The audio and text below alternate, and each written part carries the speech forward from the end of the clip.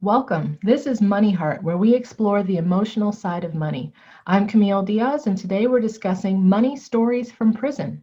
My guest is Dan M. Reynolds. He retired from the Oklahoma Department of Corrections in 2011 after serving for 31 years.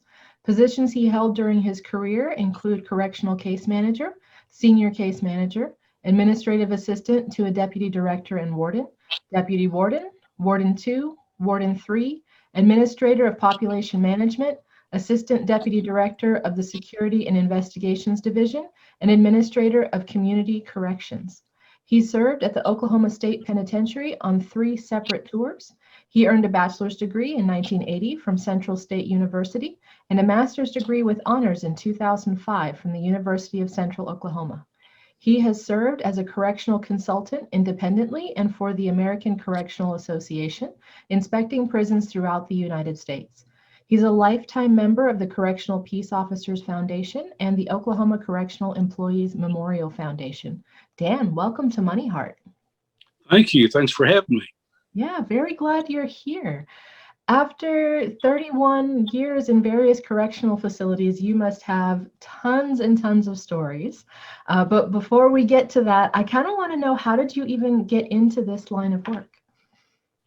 Okay, I guess it actually started back in the 8th grade, actually, when I was assigned to do a book report on a particular subject of my choosing. So I went to the school library and I found a book, and it was about prisons, and I can't even recall the title of the book, but it had a picture of a prison cell on the front page, and you could see an inmate behind the bars, and you could see his hands holding onto the bars. So that vision kind of intrigued me. So I read the book and did a book report, and along with that, I did a interview with the local sheriff, and also, he gave me a tour of the jail, and so after the tour and my interview with him, I always had an interest in corrections and what it would be like, or what someone would go through being incarcerated. But really, as time went on and I got older, really my ambition was to become a doctor, and I did a lot of volunteer work in the emergency room. I became an EMT. I was going to college, pre-med. My dad was paying for my college. So as I was going through the health classes and the math classes and the science, I always did good in science subjects. But if it had any math in it, it ate my lunch. And I made a mistake. I struggle with math and physics too. I feel that. Oh, did you? I did.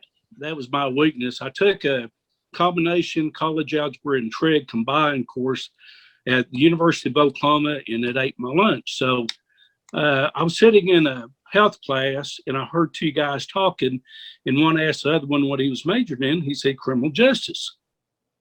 So I said, boy, that sounds interesting. So I started taking some criminal justice classes, and the more I took, the more I really enjoyed.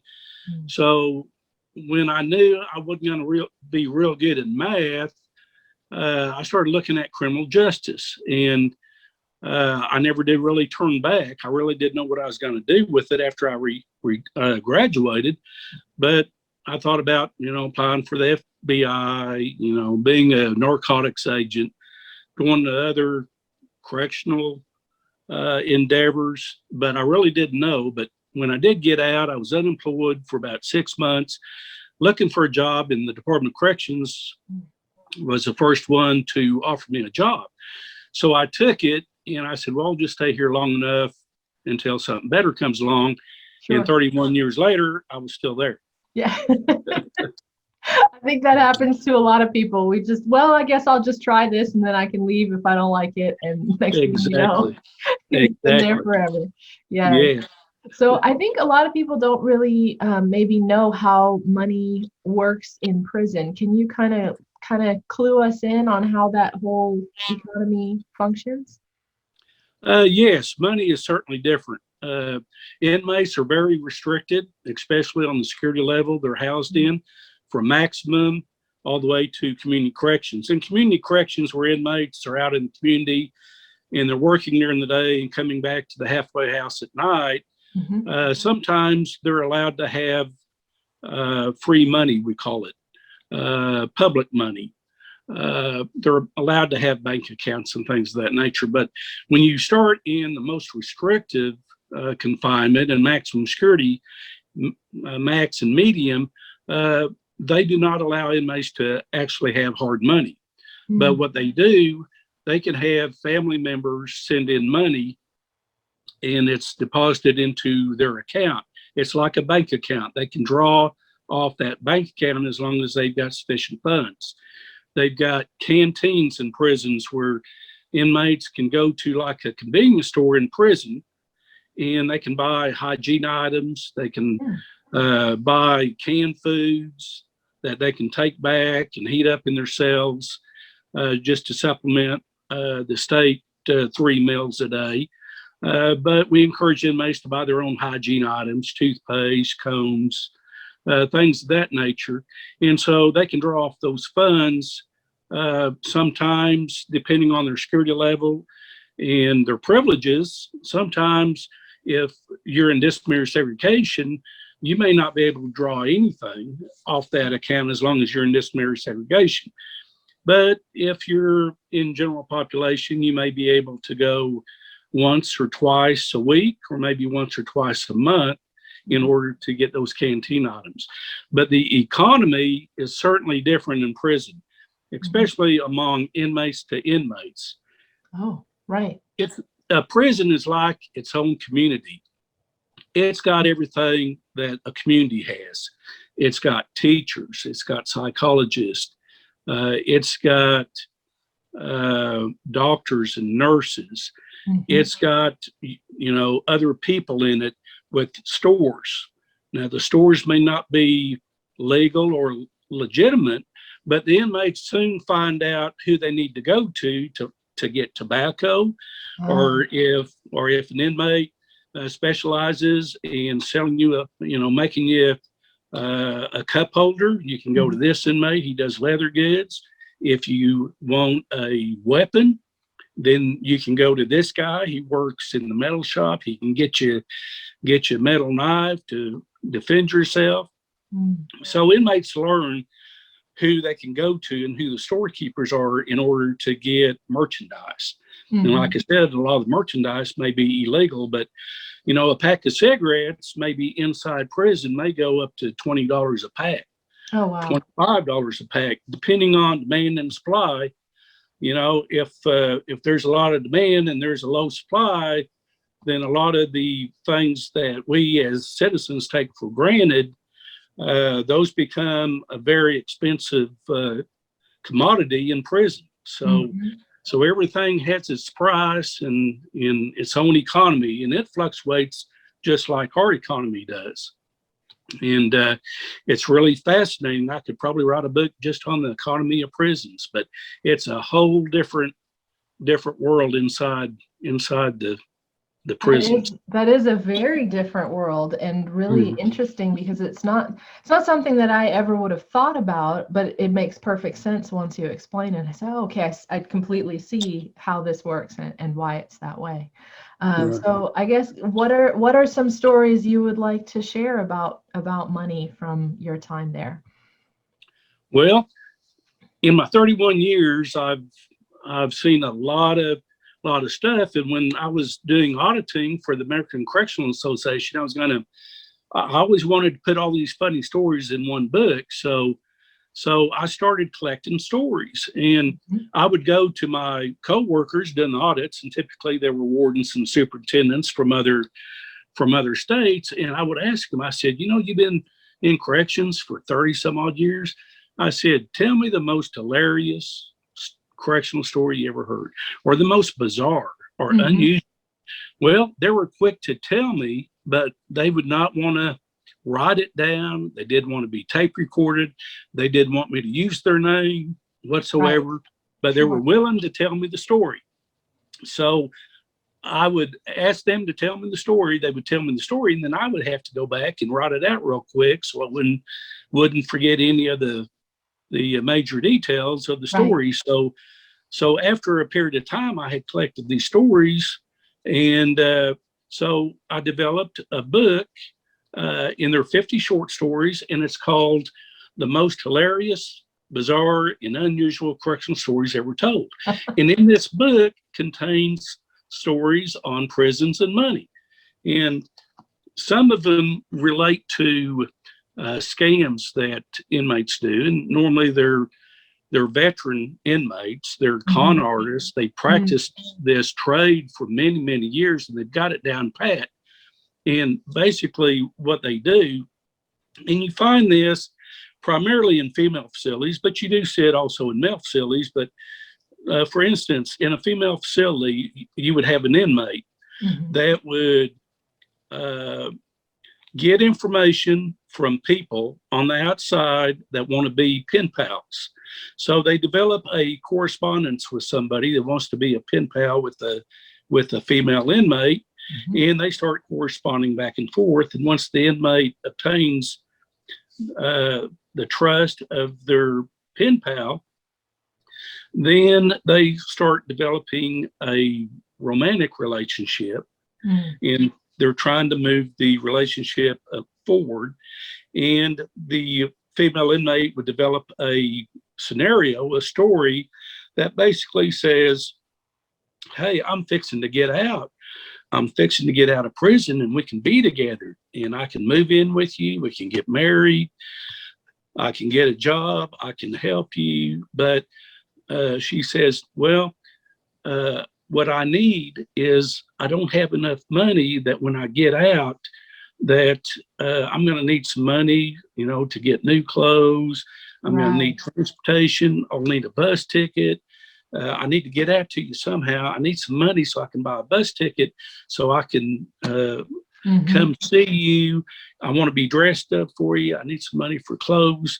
But any excuse she can come up with to obtain money, she would do so. Well, if she starts out small, maybe with a bus ticket, a $50 bus ticket, and she gets the money.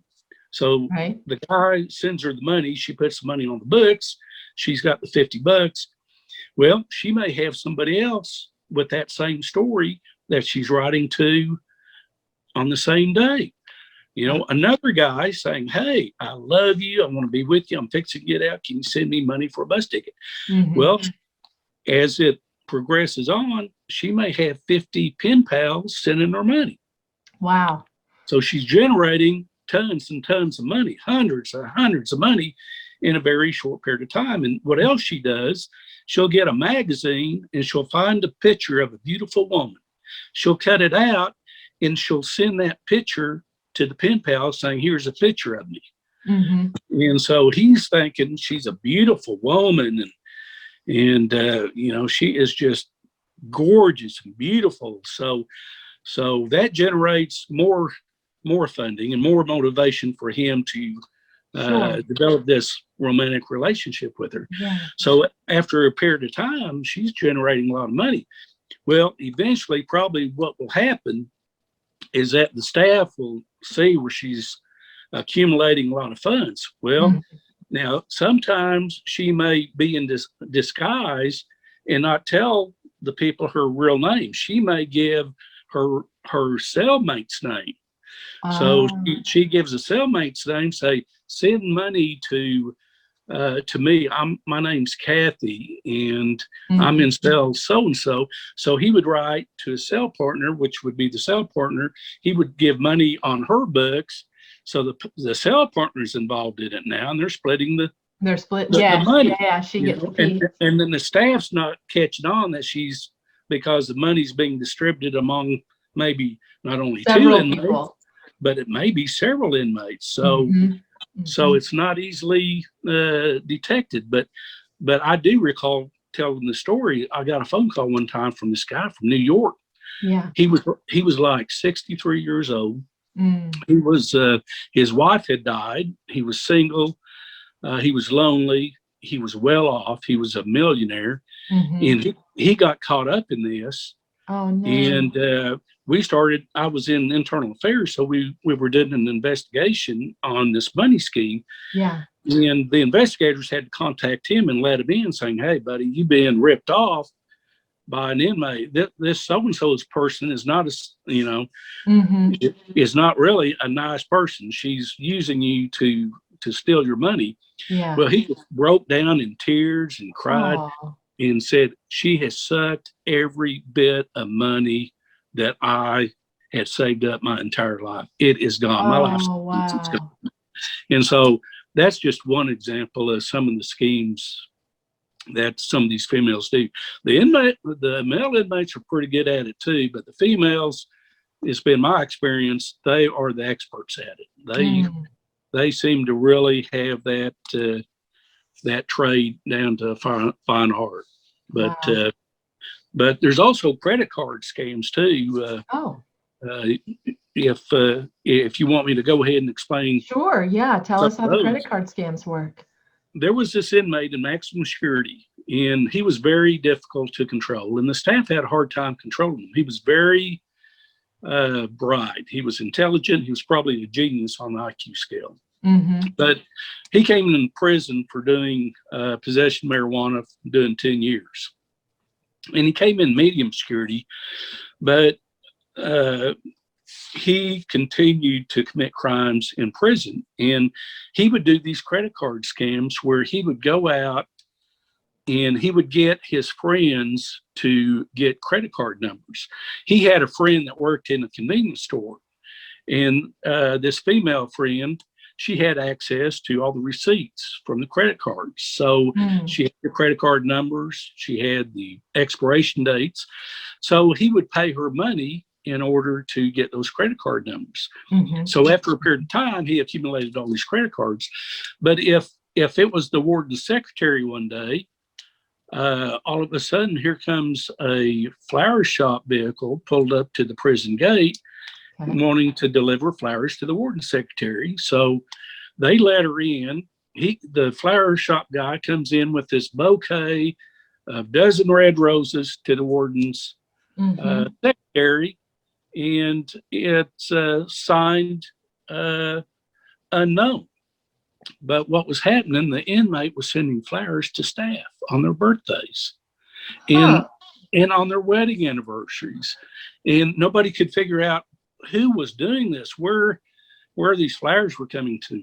Yeah. But this guy continued this scam for a period of time, and the staff that he liked, he was delivering rotting lawnmowers to staff's homes.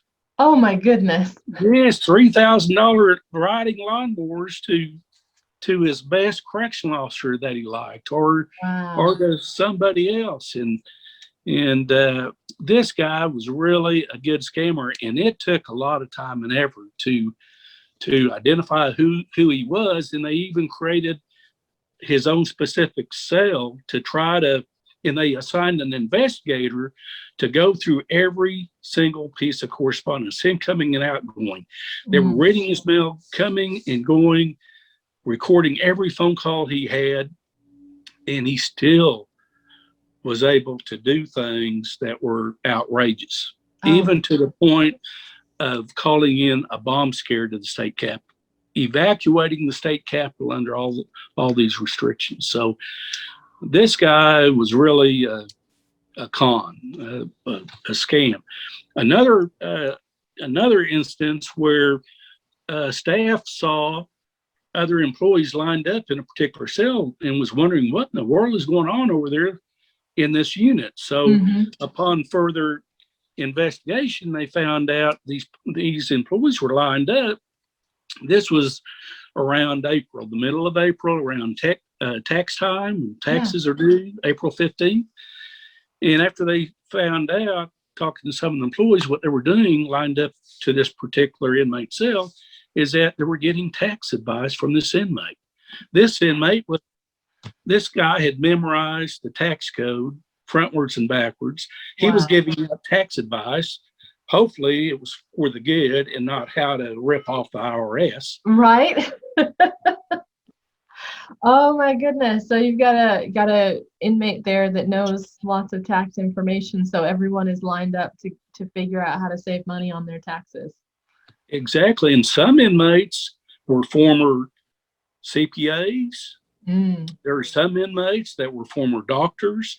We've hmm got inmates that were former attorneys. hmm And so a lot of times other employees and staff and other inmates would go to these specialist inmates in order to get free advice from them on the law, on medical issues, Wow. or on even on taxes. hmm How interesting. So you mentioned the money machine. What is that one? Yes, there was another uh, situation where inside a lot of the prisons, they've got industries, and the industries help generate funds for the Department of Corrections to supplement their budgets. Mm-hmm. And basically, what they do is they provide a service to nonprofit organizations and other state entities. It could be the schools, churches, what have you. But it's like they make furniture, or they may have a box factory or garment factory where they make clothes, furniture factory where they make chairs and desks. Uh, and in this particular case, they had a printing industry where they did printing for state agencies. They did business cards, they did books, pamphlets, brochures, things of that nature. Mm-hmm. Well, we found during an investigation that this printing industry and maximum security, there were some staff involved in this criminal activity where the inmates, with these sophisticated high-tech printing machines that they had, Mm-hmm. they discovered that they could easily make and print their own counterfeit money. Oh. And with the staff being involved, the staff helped them, allowed the inmates to do the printing. The Uh-huh. staff weren't really the experts of doing the counterfeit. The inmates became the experts to print the counterfeit, Mm-hmm. but they needed the staff in order to get money out and in. Right. So what they would do is they would counterfeit these bills, Mm-hmm. and they would use the staff to try to smuggle the money out. The staff member would go down to the community, to the local convenience store, maybe convert the money into money orders or cashier's checks, Mm-hmm. because when you send the money back to the prison, they won't accept cash. So it has to be either in a money order or a cashier's check. So the staff member would go out to different places, convert the counterfeit money into the money orders and cashier's check, and they would send the money back to a particular inmate, spreading it out, not to show a big accumulation of funds. Yeah. Well, of course, the staff would get a piece of that action, and the Mm-hmm. staff would keep 35% of the funds or what have you. So the staff were making money, the inmates were making money. Yep. They had the high tech machines to do it. They could do it pretty easily, being undetected. And this went on for a while before they were caught. Oh, wow. But just think, this was just one facility. Just think of all the other prisons in the United States that have these high tech printing machines that they could do Sure. the same thing. So that was a very profitable, successful business for a period of time. Mm-hmm. Wow. And of course, inmates, a lot of these inmates are doing life sentences. So what else are you going to do to them? Right. Right. Give me And what another else are ticket. they going to do? I'm guessing there's some, free time and you got creative energy and what else? Let's just see what we can do. Exactly. And that's Yeah. exactly what they do. Yeah. Wow. Okay. I know you want to talk about a little of things like hobby crafts and some historical stuff because you actually write a lot of historical books. Do you want to share a little bit about that? Sure.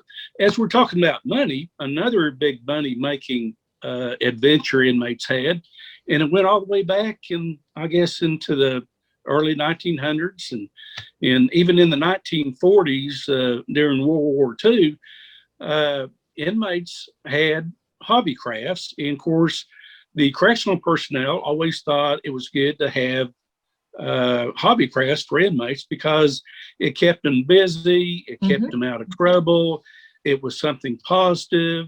They even allowed inmates to sell their hobby craft items to the public.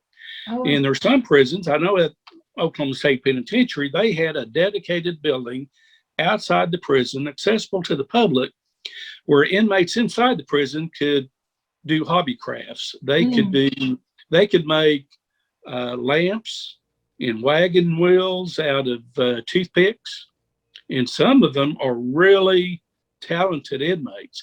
It's unbelievable what these inmates can do with the toothpick or with dried up toilet paper, what things that they can manufacture and create. A lot of them are artists in their own right. A lot of them have skills in leather goods where if someone wanted a custom-made leather boot, they could go to the prison and get fitted for a boot, and an inmate could take those dimensions and custom make a boot, a leather boot. They sold them to the staff for $30 a piece. Wow. And they were genuine leather, cowtown leather, and they were very well made quality. But they also made purses, leather purses. They made belts. They even made saddles, and they sold the saddles up to $300. There was this one inmate that was so good. Back in the 40s, I found an article where he claimed he made $40,000 a year just on his hobby crafts. Wow. In the 40s, making $40,000 a year. Yes, $40,000. And you know, $40,000 to me is a lot of money today. Sure. But yeah, that's what I'm thinking. 40s, right. In the 40s, that translates to a whole lot more. Exactly. Wow. Exactly. Wow. So, and there's entrepreneurs out there saying they can't make any money. I'm gonna put a challenge out right now. If an inmate can make $40,000 in the 40s doing crafts, there's a way. We can all find a way. Exactly. And some of them were actually painters and artists that were actually really good artists. Now, there are some notorious inmates that you would find had signed their paintings, but what we found out, a lot of them did. You know those cartoon books that you get and they have paint by number? Sure. Well, there was this guy in prison that was a good painter, and he painted by numbers. Well, once he got it finished, he would give it to one of these famous notorious inmates. The inmate would just sign it saying, you know, this is my product, and it would sell for big dollars. It would sell for more, and they split it, I'm guessing, because it seems like there's a very connected community of people getting into business together of, well, I'll do this scam, but then you help me out, so I'll split some with you, and I'll split some with you. That's much more sharing and cooperative work than I would have originally imagined. Exactly. And they are very creative. So they have 24 hours a day, 7 days a week to think of what they can do to make money. And and sometimes it takes a team effort to do it. Yeah. But also back in the early 1900s, talking about a little history, is that back in 1960, the Oklahoma State Penitentiary, it was created in 1908. So 8 years later, they learned very early on that if they had industry programs where they could give inmates a job to do that would keep them busy, but it would generate funds for the state to help supplement their budgets, that they were willing to do that. So even back in 1916, they had industry programs like they had a tobacco factory. And inmates would get a ration of tobacco per week if you had the habit. Now, if you came to prison and you did not have the habit, you didn't get that ration. But if during the reception process back in 1960, if you had the habit, they would provide you a ration of tobacco, and they had a tobacco factory that made the tobacco, and they made money off this adventure. They also had a box factory where they manufactured boxes for state agencies, for nonprofit organizations, and they would sell boxes, various sizes and dimensions, to the public. They had a garment factory where they made all their own inmate clothing, their shirts, t-shirts, boxers, trousers, shirts, coats, hats. They even had a shoe shop where they manufactured their own shoes. They were called Brogans. They also had a mattress factory. They would make their own mattresses for the cells. Mm-hmm. We talked already about the print shop, which generated a lot of good money and legal money for people. And then, of course, license plates. Mm-hmm. They make all the license plates for the state. And Oklahoma is very unique because we have a historical story to tell about license plates, because there was a significant event that occurred in 1973 during a riot in July of 73, where inmates rioted and they burned down a lot of the industry buildings, as well as their housing units. Oh, wow. And also it included the license factory. Well, we were in 73, in the middle of 73 in July. They had already made a lot of the 1974 license plates. Mm-hmm. But during the riot, a lot of those 74 license plates were burned up, and so they couldn't be used. So the state didn't have enough time to make the metal license plates, so the state had to come up with something else that they could use. So they created the paper square little tag that shows the year. So they printed off all these paper sticker tags that you could take off the year 74 and stick it in the corner of your existing license plate, and you would be current and registered and up to date, which in that bought time for Oklahoma to generate metal tags in 1975. Yeah. So that's how the paper tag was generated, was because of that riot. And how they came up with just putting the sticker when you renew instead of a whole new plate. Exactly. And they found out it was a lot cheaper to do that as well. Right. Yeah. So if you find a license plate that's dated 1974, you better hang on to it, because it's in big demand. A lot of people are a rare one. Oklahoma 74 license plate. Mm-hmm. So, but the inmates did a lot of good. They generated a lot of good for the state. It generated jobs for the inmates. The state made money because it supplemented their budgets with industries. But a lot of the industry programs, you'll see them today, but in Oklahoma, in the higher securities, they focus more on security than industry. And so you don't find a lot of industry programs now in the higher securities, but as you get in lower securities, it does generate jobs. Inmates are allowed to get out of the cell to these jobs, so you find them more in the lower securities. But it's been a money maker for the state of Oklahoma as well as other states in the country. Wow. Tell us a little bit about your books. You've got quite a few of them.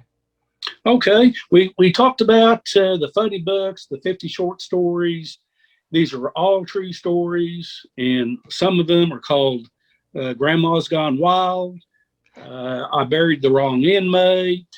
They're all true stories. Some of them, not all of them are funny. Some of them are just outright bizarre.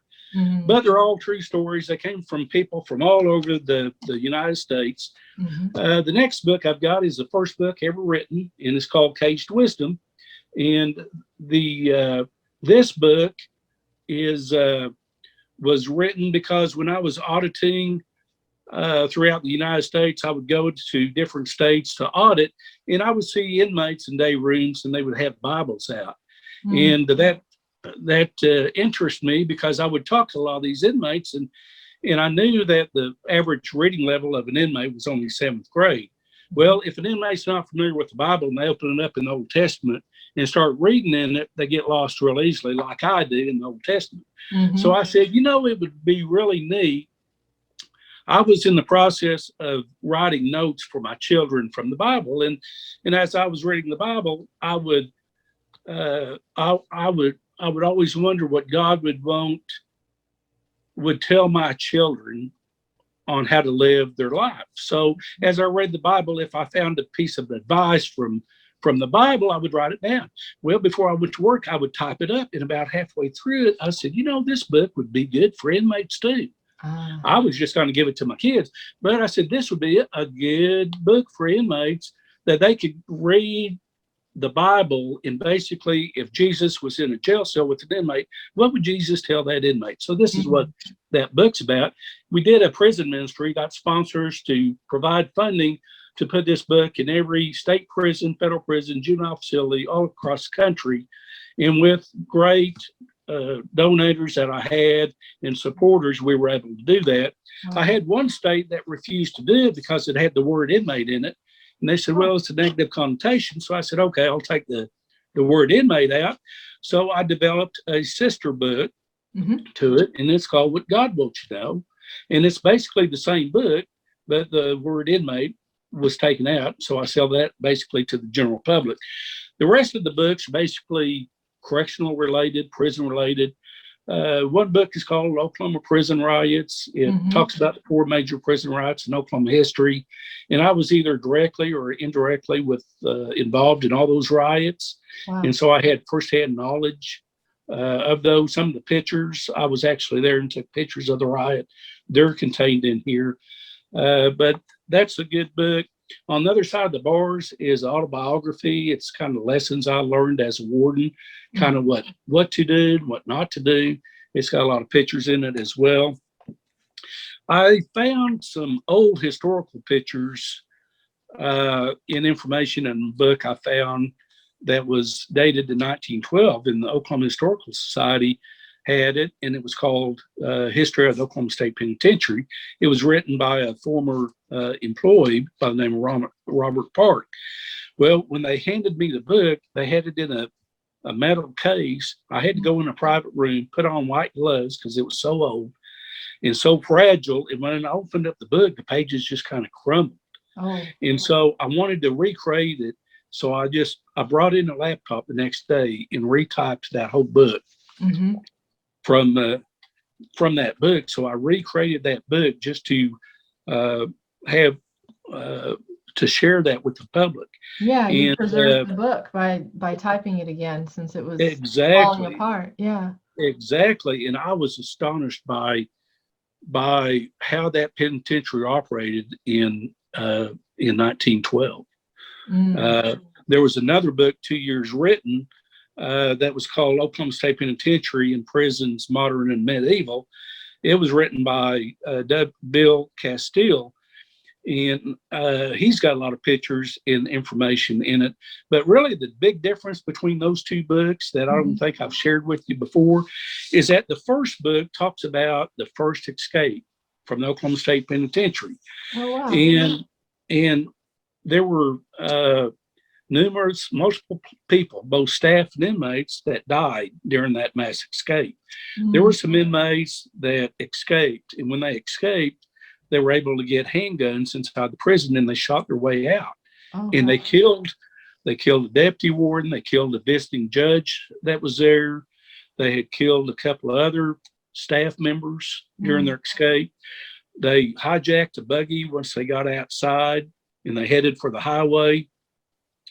They called a guy that was the dog man. He was a sergeant that was out in the field. They called him and said, hey, there's a wagon full of people coming your way, and they're escaping inmates, and they've got 2 hostages. One of them was a female.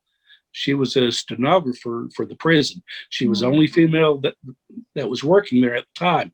The other guy was a parole officer, and they had kidnapped these 2, and they were in the wagon going. Well, as the book goes on, this one guy shot the 3 inmates and killed them.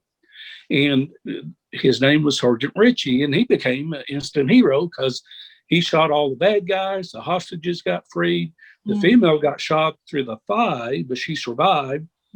And so he was a hero. But the book 2 years later, that author, Castile, writes a different outcome. He's saying it wasn't Sergeant Ritchie who shot the inmates, that it was 4 other staff members that shot the inmates, and Ritchie wasn't even near that area, that once he heard the shots, he went to the administration building. So the saga continues today, Camille, as to who is telling the truth. That's right. Yeah. Which story And is to the this real story? day, yeah, to this day, I can't tell you Uh-huh. what the true story is.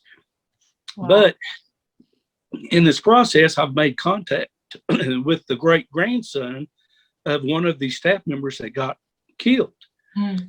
And he's joined me in the mystery too, trying to solve this mystery as to who shot the escaping inmates. But it still lingers today. Wow, this has been fascinating. Thank you so much for joining us today. I've really enjoyed the stories and learned a lot of things I didn't know before. Well, thank you for giving me the opportunity to share my stories and my books with you. Yeah, you're very welcome. 6 of Dan's books are available on Amazon and anywhere books are sold under the name Dan M. Reynolds. If you want one and you can't find one of his books there, you can contact Dan via email at dan1reynolds@yahoo.com. Thank you as well to all our listeners and viewers. I'm your host, Camille Diaz. This show is sponsored by Serenity Financial, a Five Rings financial agency specializing in financial education, life insurance with living benefits, and guaranteed lifetime income. Be sure to follow Money Heart on social media at Money Heart Show and on our website, moneyheartshow.com. Dan's money mantra that he provided us with today is beware of receiving funds or a request for funds from an inmate. Thank you so much, Dan. Thank you.